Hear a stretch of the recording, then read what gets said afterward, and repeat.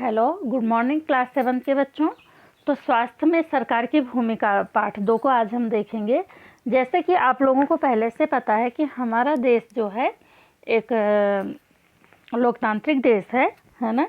तो ऐसे लोग जहाँ जनसंख्या भी काफ़ी है, तो ऐसे में सरकार हमारे स्वास्थ्य के लिए क्या कुछ कर सकती है, ठीक है ना, हमारे कल्याण के लिए कैसे कार्य कर सकती है।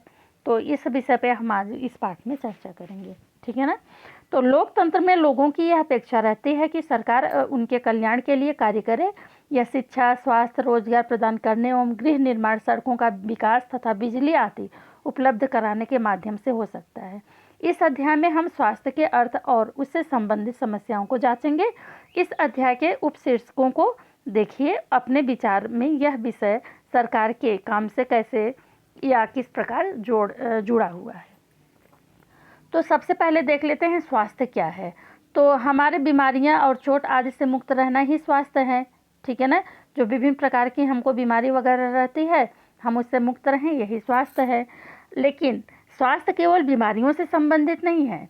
आपने उपयुक्त कोलाज अर्थात ऊपर कुछ चित्र दिए हुए हैं, उसमें से कुछ स्थितियों को ही स्वास्थ्य से जोड़कर देखा होगा।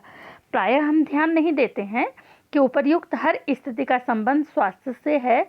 बीमारी के अलावा हमारे लिए उन उपकरणों का भी विचार करना आवश्यक है जो हमारे स्वास्थ्य पर प्रभाव डालते हैं।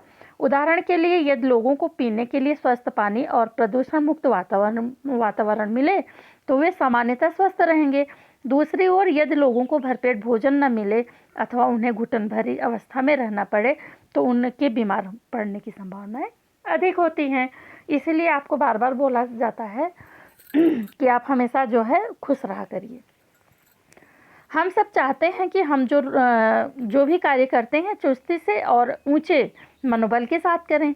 सुस्त और अकर्मण्य रहना, चिंताग्रस्त होना और लंबे समय तक डरे समय रहना स्वस्थ जीवन के लक्षण नहीं है। हम सबको तनाव मुक्त और प्रसन्न रहने चाहिए। हमारी बीमारी के यह सभी पहलू स्वास्थ्य के हिस्से हैं, ठीक है बच्चों।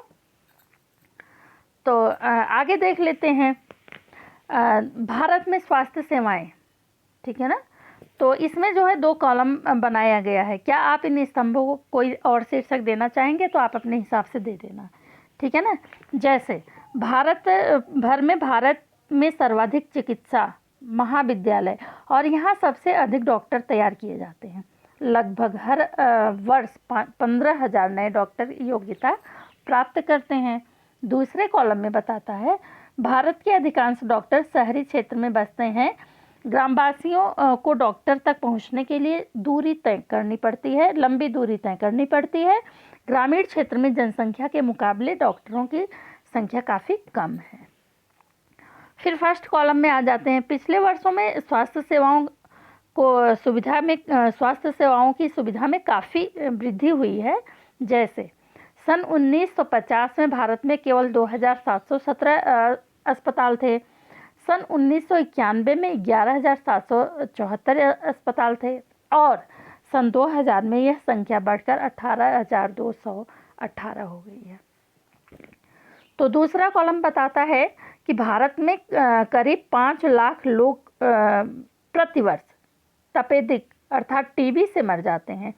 स्वतंत्रता प्राप्ति से अब तक इस संख्या में कोई परिवर्तन नहीं हुआ है। हम हर वर्ष मलेरिया के लगभग 20 लाख मामलों की रिपोर्ट तैयार करते हैं।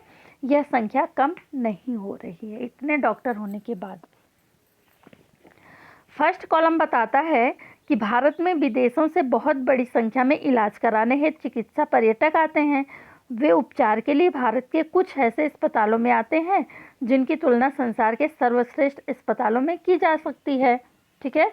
तो दूसरा कॉलम बताता है कि हम सबको पीने का स्वच्छ जल उपलब्ध नहीं करा पा रहे हैं।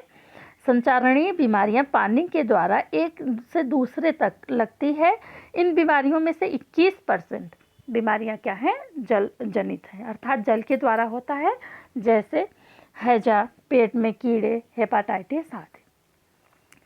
तो फर्स्ट कॉलम जहां मुझे ये बताता है कि भारत विश्व का दवाइयां निर्मित करने वाला चौथा बड़ा देश है और यहाँ से भारी मात्रा में दवाइयों का निर्यात होता है।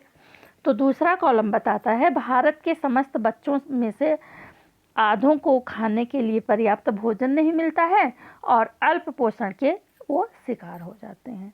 ठीक है, इसमें एक हाकिम शेख की कहानी दी गई है बच्चों। तो इन दोनों कॉलम को पहले समझ लेते हैं। और फर्स्ट कॉलम, ठीक है ना, बीमारियों से बचाव और उनके उपचार के लिए हमें उचित स्वास्थ्य सेवाएं चाहिए, जैसे स्वास्थ्य केंद्र, अस्पताल, परीक्षणों के लिए प्रयोगशालाएं, एम्बुलेंस की सुविधा, ब्लड बैंक आदि मरीजों की आवश्यक सेवा और देखभाल उपलब्ध करा सके। ऐसी सुविधाओं की व्यवस्था को चलाने के लिए हमें स्वास्थ्य सेवकों, नर्सों, योग्य डॉक्टर की अन्य विशेषज्ञों की ज़रूरत होती है और परामर्श दे सकें और रोग पहचान करके उसका इलाज कर सकें। जबकि सार्वजनिक स्वास्थ्य सेवाओं को चलाने का पर्याप्त अनुभव और ज्ञान भी उपलब्ध है। ये ऐसे चिकित्सालय और स्वास्थ्य केंद्र हैं जिन्हें सरकार चलाती है। सरकार अपनी जनसंख्या के लिए एक बड़े भाग की देखभाल करने में समर्थ है, जो सैकड़ों और हजारों गांवों में फैली हुई है। यहाँ दूसरा जो स्तंभ है, हमारे देश में स्वास्थ्य की स्थिति कितनी खराब है। उपर्युक्त सकारात्मक विकास के बाद भी हम जनता के उचित सेवाएं देने में असमर्थ हैं। यह विरोधाभासक स्थिति है, अर्थात जो हम सरकार के किसी काम का विरोध करते हैं, ठीक है, जो हमारी अपेक्षाओं के विपरीत है। हमारे देश के पास पैसा है, ज्ञान है और अनुभवी व्यक्ति हैं, फिर भी हम सबको आवश्यक स्वास्थ्य सेवाएं देने में असमर्थ है। हम इस अध्याय में कुछ ऐसे ही कारणों को जानेंगे। तो यहाँ एक शेख अली की कहानी दी गई है। तो हाकिम शेख की कहानी है। हाकिम शेख पश्चिम बंगाल खेत मजदूर समिति PBM से के सदस्य थे और जो पश्चिमी बंगाल में खेतिहार मजदूरों का एक संगठन है।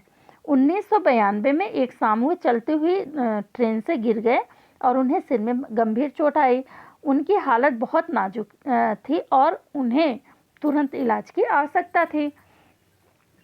ऐसे में कुछ लोगों ने उन्हें उठाया और अस्पताल की तरफ ले गए, ठीक है ना। उन्हें कोलकाता के एक सरकारी अस्पताल में ले जाया गया, लेकिन उन्हें भर्ती करने से मना कर दिया गया क्योंकि वहाँ कोई भी बिस्तर खाली नहीं था। दूसरे अस्पताल में आवश्यक सुविधाएं या उनके इलाज के लिए जरूरी विशेषज्ञ नहीं थे। इस प्रकार से उन्होंने 14 घंटे में 8 जो है हॉस्पिटल बदले। फिर अंत में वो एक निजी हॉस्पिटल में भर्ती होते हैं और वहाँ पे अपना इलाज कराते हैं, जिसमें उन्हें काफ़ी पैसा खर्चा करना पड़ता है।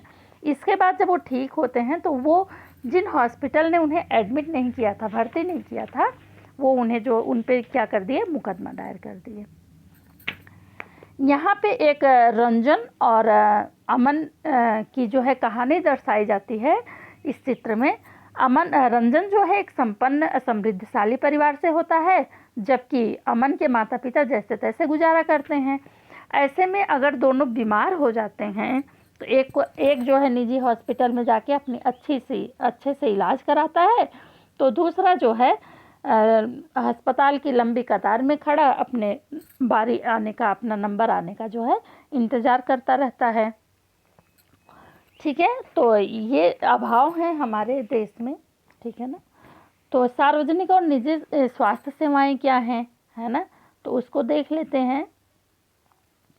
सार्वजनिक शब्द का अर्थ है क्या है, तो इसे हम वह सेवा या कार्य जो देश के सब लोगों के लिए है और मुख्य रूप से सरकार द्वारा आयोजित किया जाता है। इसमें स्कूल, अस्पताल, टेलीफोन सेवाएं आदि शामिल है। लोगों ने इन सेवाओं की मांग कर सकते हैं और यदि संस्थाएं ठीक से काम नहीं कर रही हैं तो उन पर सवाल भी उठा सकते हैं। निजी सेवाएं क्या हैं? वह कार्य जो व्यक्ति या कंपनी द्वारा अपने लाभ के लिए आयोजित किया जाता है। चिकित्सा पर्यटक क्या होते हैं? तो ये वे विदेशी पर्यटक हैं जो देश के उन अस्पतालों में अपना इलाज कराने के लिए विशेष रूप से यहाँ आते हैं जहाँ उन्हें अपने देश की तुलना में बहुत कम मूल्य पर विश्व स्तरीय सुविधाएं प्राप्त हो जाती हैं। अब संचारणीय बीमारियां किसे कहते हैं? तो वे बीमारियां हैं जो एक व्यक्ति से दूसरे व्यक्ति को कई माध्यमों से संचारित हो जाती है, जैसे पानी, भोजन, हवा इत्यादि। तो OPD किसे कहते हैं? यह आउट पेशेंट डिपार्टमेंट या बाह्य रोगी विभाग या संक्षिप्त रूप है। अस्पताल में किसी विशेष वार्ड में भर्ती होने से पहले रोगी ओपीडी में जाते हैं। अगला है कि स्वास्थ्य से क्या तात्पर्य है। स्वास्थ्य से तात्पर्य बीमारियों तथा घावों से मुक्त रहने की क्षमता से है। तो दुनिया में सर्वाधिक मेडिकल कॉलेज किस देश में है? भारत में है। सार्वजनिक स्वास्थ्य व्यवस्था क्या है? सार्वजनिक स्वास्थ्य व्यवस्था से तात्पर्य सरकार द्वारा चलाए जाने वाले हॉस्पिटल तथा स्वास्थ्य केंद्रों के तंत्र से है। ठीक है बच्चों, हमारे जीवन से संबंधित कुछ उन पहलुओं के बारे में बताएं जो हमारे स्वास्थ्य को प्रभावित करते हैं। तो देख लेते हैं। कभी कभी हम एक लंबी अवधि के लिए सुस्त, अक्रिय, चिंतित तथा डरे सहमे रहते हैं। तो दूसरा जो है, पारिवारिक मानसिक समस्याओं तथा काम के बोझ के कारणों भी हम मानसिक चिंताओं से घिरे रहते हैं, जिसे जो है हमारे स्वास्थ्य को प्रभावित करता है। तो सार्वजनिक स्वास्थ्य तंत्र के क्या कार्य हैं? सार्वजनिक स्वास्थ्य तंत्र जनता के बहुत बड़े हिस्से के स्वास्थ्य संबंधी ज़रूरतों की देखभाल करता है। इसके अंतर्गत ग्रामीण क्षेत्र तथा शहर एवं लंबे कस्बे भी सभी शामिल हैं। दूसरा देखते हैं कि यह टीकाकरण कार्यक्रम चलाकर तथा पहले से ही बीमारियों से प्रभावित होने के उपचार द्वारा बीमारियों को फैलने से क्या करता है? रोकता है। बच्चों, अब आ जाते हैं अभ्यास प्रश्नावली में। इस अध्याय में आपने पढ़ा है कि स्वास्थ्य में सिर्फ बीमारी की बात नहीं की जा सकती है। संविधान से लिए गए एक अंश को यहाँ पढ़िए और अपने शब्दों में समझिए कि जीवन का स्तर और सार्वजनिक स्वास्थ्य के क्या मायने होंगे। संविधान का एक महत्वपूर्ण हिस्सा यह कहता है कि पोषाहार स्तर और जीवन स्तर को ऊंचा करने तथा लोक स्वास्थ्य का सुधार करने का राज्य का कर्तव्य है। तो इसका आंसर लिखेंगे।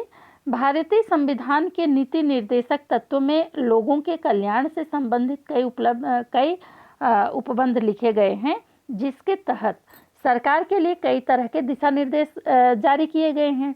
उसी संदर्भ में नीति निर्देशक सिद्धांत में कहा गया है कि पोषाहार स्तर और जीवन स्तर को ऊंचा करने तथा लोक स्वास्थ्य का सुधार करने का राज्य का कर्तव्य है।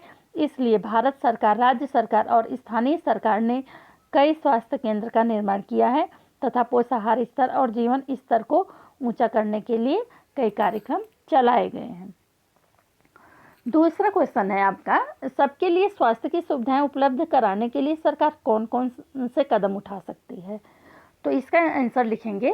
सबके लिए स्वास्थ्य की सुविधाएं उपलब्ध कराने के लिए सरकार निम्न प्रकार से कदम उठा सकती है, जैसे स्वास्थ्य केंद्रों या चिकित्सा केंद्रों में वृद्धि करके, या फिर सरकार स्वास्थ्य की सुविधाओं में वृद्धि के लिए अपने बजट में वृद्धि करें। तीसरा है, सरकार द्वारा प्रदूषण नियंत्रण कानून लाकर प्रदूषण में कमी लाया जा सकता है। वायु प्रदूषण, जल प्रदूषण, ध्वनि प्रदूषण स्वास्थ्य के लिए काफ़ी हानिकारक होते हैं। तो प्रदूषण भी बच्चों बहुत प्रकार के होते हैं। वायु प्रदूषण, जल प्रदूषण तो आप सभी जानते हैं। ध्वनि प्रदूषण, जहाँ पे बहुत ज़्यादा शोर होता है। ठीक है। पीने के लिए स्वस्थ जल लोगों को उपलब्ध करवा के जो है सरकार अपनी अहम भूमिका निभा सकती है। तो तीसरा क्वेश्चन पूछता है कि आपको अपने इलाके में उपलब्ध सार्वजनिक और निजी स्वास्थ्य सेवाओं में क्या अंतर देखने को मिलते हैं? ठीक है ना। तो यहाँ पे देख लीजिए, निजी अस्पतालों में सेवाओं का मूल्य काफ़ी अधिक होता है। निजी अस्पताल में बेड चार्ज, डॉक्टरों की फीस, जांच परीक्षण फीस आदि के रूप में काफ़ी पैसे लिए जाते हैं। और दूसरा कॉलम बताता है कि यहाँ सेवाएं क्या क्या प्राप्त होती हैं। तो निजी अस्पतालों में अनेक रोगियों के लिए सभी तरह की सुविधाएं आसानी से उपलब्ध कराई जाती हैं। अब सार्वजनिक को देख लेते हैं। सार्वजनिक अस्पतालों में रोगियों का इलाज मुफ्त में किया जाता है या बहुत कम पैसे लिए जाते हैं। लेकिन यहाँ समस्या क्या है?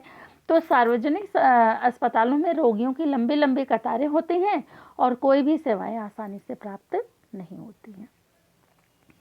चौथा क्वेश्चन है आपका, पानी और साफ सफाई की गुणवत्ता को सुधार कर अनेकों बीमारियों की रोकथाम की जा सकती है। ठीक है। तो जैसे कि स्वच्छता अभियान भी चलाया गया, आपको पता है ना, आपने भी कई बार सफाई की है। तो अपने आसपास आप भी जो है इस तरह के सारे कार्य जो है सरकार पे न थोप करके कुछ अपने लिए देश के नागरिक होने के कारण अपने कर्तव्य का पालन कीजिए और साफ़ सफाई जो है अपने स्तर से भी कुछ करते रहिए आप लोग। ठीक है बच्चों, तो इसका आंसर देख लेते हैं। पानी और साफ सफाई की गुणवत्ता को सुधार कर अनेकों बीमारियों की रोकथाम निम्न प्रकार से की जा सकती है। जैसे संचारणीय बीमारियां पानी के द्वारा एक से दूसरे तक लगती है। इन बीमारियों में से 21% बीमारियां जल जनित होती हैं, जैसे हैजा, पेट के कीड़े और हेपाटाइटिस आदि। साफ सफाई की कमी एवं प्रदूषण के कारण भी अनेक बीमारियां फैलती हैं। जैसे भारत में ही लगभग 5 लाख व्यक्ति प्रतिवर्ष तपेदिक टीबी से मर जाते हैं। डेंगू, मलेरिया आदि अनेक बीमारियां साफ सफाई की कमी से होती हैं। तो अब ये सारी जिम्मेदारी सरकार की ही नहीं होती है, साफ सफाई की जिम्मेदारी हमारी स्वयं की भी होती है। तो इसलिए आप लोग जागरूक बनिए, साफ सफाई का ध्यान दीजिए, स्वस्थ रहें, मस्त रहें और अपने कार्यों को चुस्ती और फुर्ती के साथ करते रहें। बच्चों को धन्यवाद। इस पाठ को अच्छे से आप सुनेंगे, समझेंगे और इसके प्रश्नोत्तर को हल करेंगे। धन्यवाद।